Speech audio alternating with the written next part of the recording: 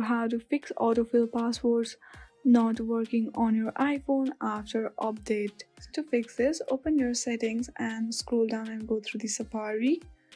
From here, go through the autofill and make sure that use contact info is turned on. Once you do that, go back to the Safari again and then hit on the password options. From here, go through the password options, toggle off the autofill password and passkey option and remove all of the opened app. Then again open your settings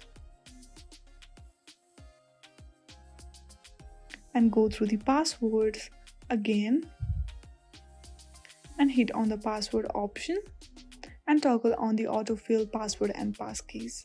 Once you do that, your problem will be solved. I hope you like this video. If you like this video, then please do not forget to like and subscribe to our channel. Thank you for watching.